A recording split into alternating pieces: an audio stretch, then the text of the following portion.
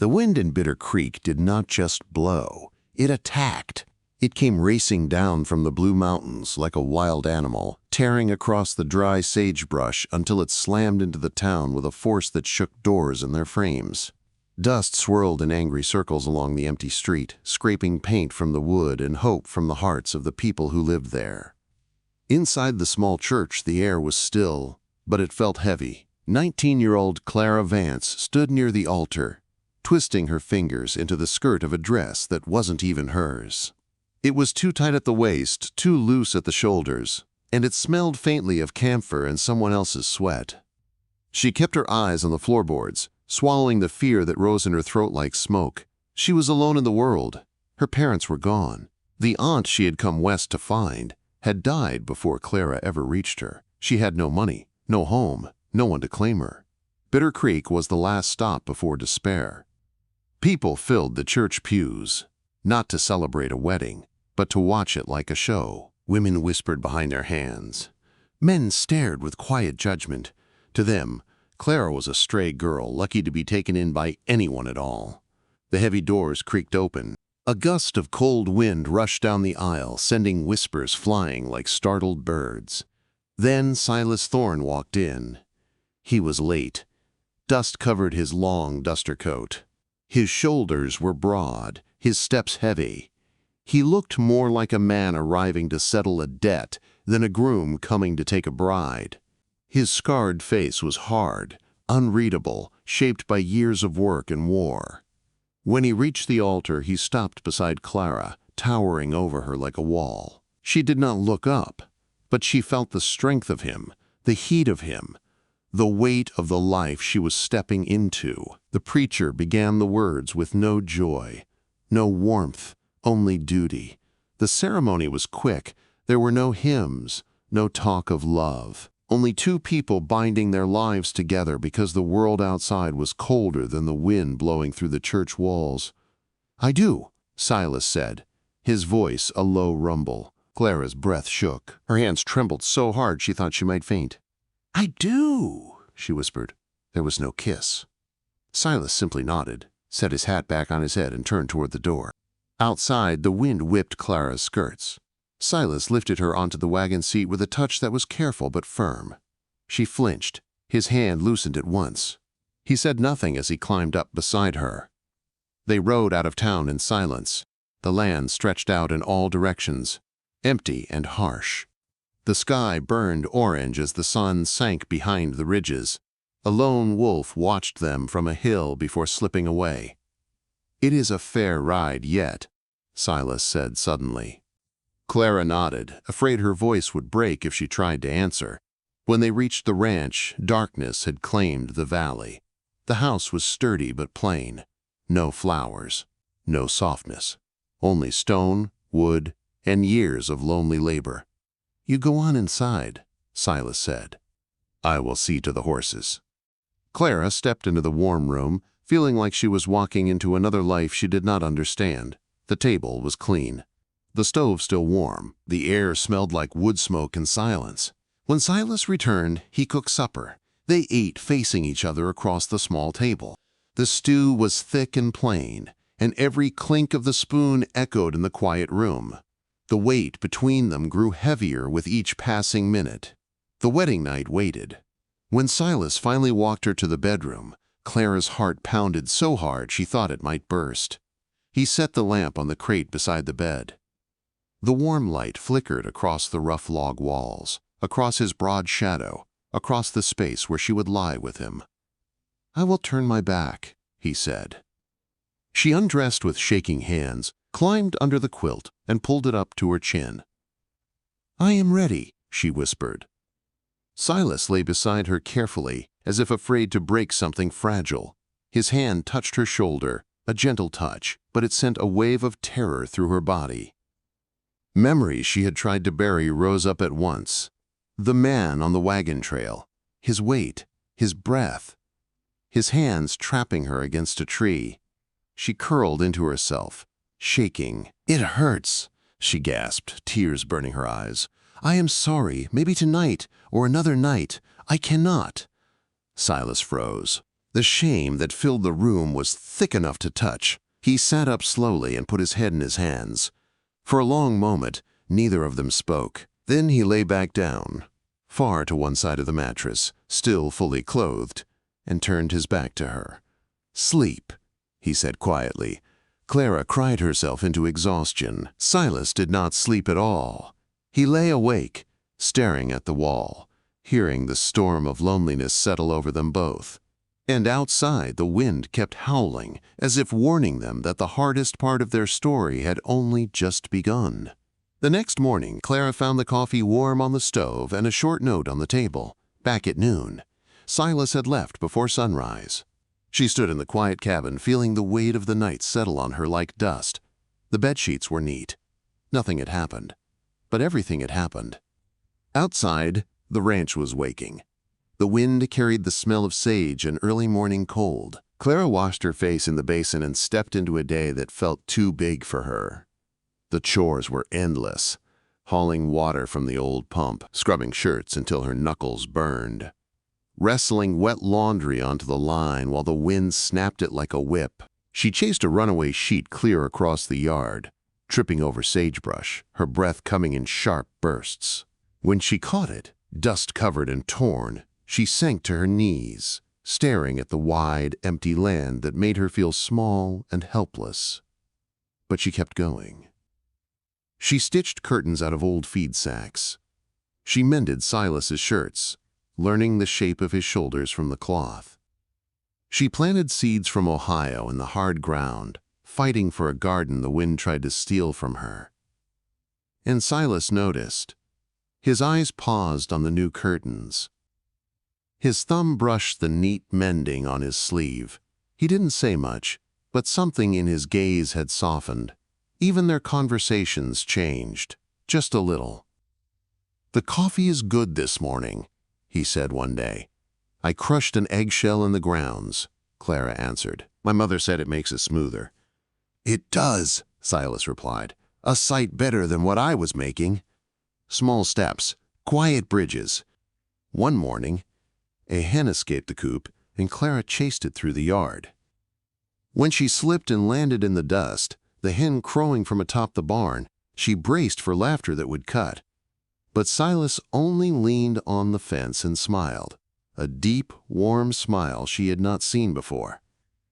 "She is faster than she looks," he called out. Clara laughed too, sitting in the dirt, surprised at the sound coming from her own throat. But night was still a battlefield. Silas was patient, cautious, as a man breaking a wild horse. He never forced. He never raised his voice. But every time he reached for her, even gently, even slowly, her breath would falter, and her body would lock like ice. "It hurts," she whispered night after night. "I'm sorry." "Not tonight. Maybe later." Silas would pull away, lying awake in the dark, fighting his own frustration. He wanted her. He wanted a family. He wanted the life he had dreamed of. But her fear wrapped around them both, choking every attempt to move forward. He remembered Martha, his first wife, and the one angry moment he had grabbed her arm. The shame of that memory poisoned him still. He vowed never to be that man again. And now Clara's terror made him feel like he was already failing. Still, he held back. He waited. He tried. Then came the day Clara overheard the town women calling her broken, cold, unnatural. She fled the store in tears, ashamed of a body she could not control. When she told Silas she needed to see the doctor, he took her. Dr. Albright examined her with cold detachment. His hands were rough, his questions crude. His final words a blow to her already bruised spirit. "You are healthy," he said sharply. "High-strung, hysterical. Tell your husband to push through it. Once the deed is done, your nerves will settle." Clara felt stripped open, ruined. She handed Silas the doctor's note with shaking fingers and waited for him to change, waited for him to harden. Silas read the paper slowly. His jaw flexed once. Then he struck a match and burned the note right there in the dirt road. "I don't take orders from that man," he said. And I don't take what isn't freely given."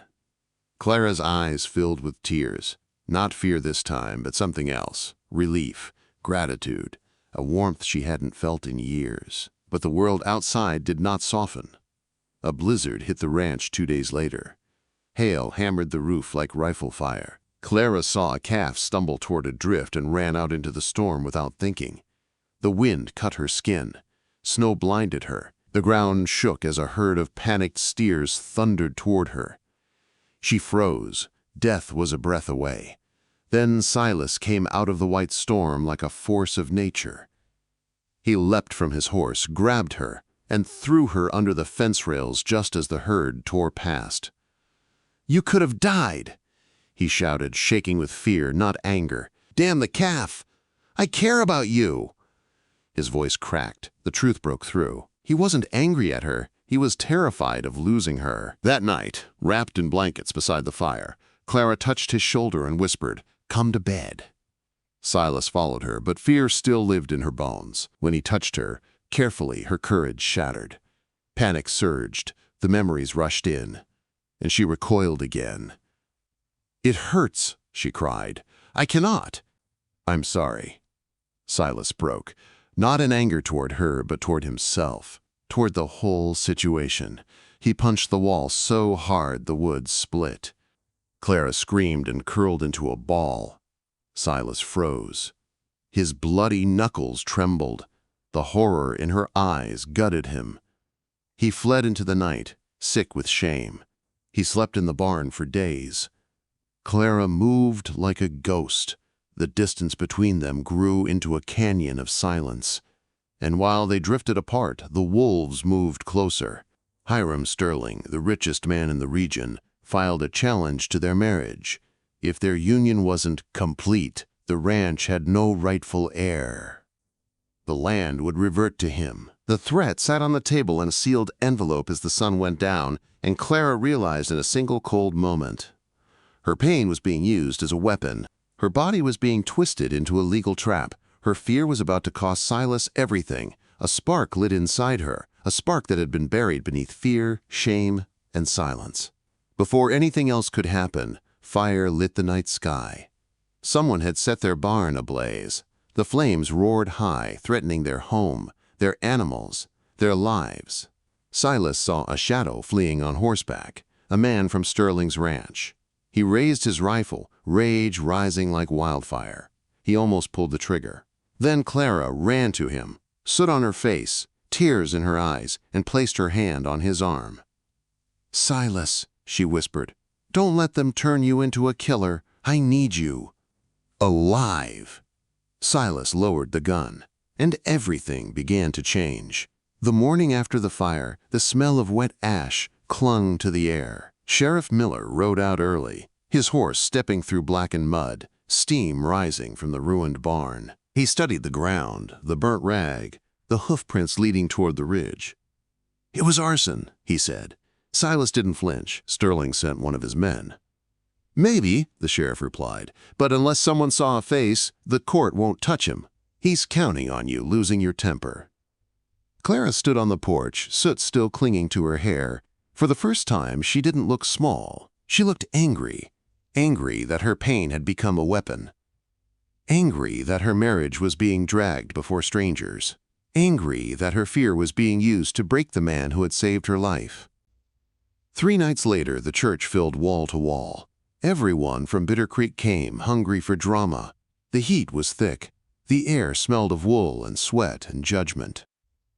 Hiram Sterling sat at the front, slick and smug in a gray suit, a Cheyenne lawyer at his side. Silas sat still as stone. Clara sat beside him, her hands folded tight in her lap.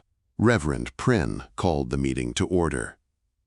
"We gather to determine whether this marriage is valid before God and the law," he said. The lawyer stood. His voice was sharp and cold. "Mr. Thorne, has this marriage been consummated? Yes or no?" The church went silent. Silas's jaw tightened. He stared at the lawyer with eyes dark enough to break stone. "That is private!" "It is not," the lawyer snapped. "If you have not bedded this woman, the marriage is void and the land returns to the bank." Clara felt the church tilt around her. Her heart slammed against her ribs. Then she stood. Gasps rippled through the room. A woman did not speak in a hearing like this. A frightened wife certainly didn't. But Clara stepped into the aisle, her dress trembling around her legs, and lifted her chin. "I will answer." Silas turned sharply. "Clara!" She kept going. "My husband has not bedded me," she said. Her voice shook, but it carried, because I asked him not to. A hush fell so deep the wind outside could be heard scratching the windows. "I came here with scars you cannot see," Clara continued. "Back east, and again on the trail west, men hurt me. I learned to fear hands, to fear shadows, to fear the dark." Quote, women in the pews leaned forward, their eyes widening. I froze each time Silas touched me, not because he is cruel, not because he is weak, but because my past still claws at me when the lantern goes out. She turned to Silas, her eyes shining. "And this man you accuse of fraud, never forced me, never raised a hand, never claimed a right to my body that I could not give. He slept on the floor. He held me when I cried. He waited for me with more patience than I thought the world held." A murmur swept through the women's side of the church, soft sounds of understanding, of recognition, of old wounds stirred. Clara faced the crowd. "You want to know if this is a marriage? It is. We are building it brick by brick. It is made of safety and trust, not shame. And that is none of your business." Sterling's smirk faltered. Before the lawyer could speak, Sheriff Miller rose from the back. "I found kerosene rags at the Thorn Barn," he said loudly, "and tracks leading towards Sterling's ranch. Maybe instead of prying into a woman's private pain, we should ask who's burning down a man's property." A shocked rustle spread across the church. Sterling shot to his feet. "This is slander." "It's evidence," Miller cut in. "And if you push this annulment, I will bring it to the judge in Cheyenne." The Reverend looked at the faces of the congregation, women nodding, men frowning at Sterling. Silas watching Clara as if he couldn't believe she stood there, fierce as a storm. "The council finds no grounds for annulment," Reverend Prynne declared. "The marriage stands." Sterling's face twisted. "This town is making a grave mistake," he spat. "This town is correcting one," the sheriff replied. Sterling stormed out of the church, his lawyer scrambling after him.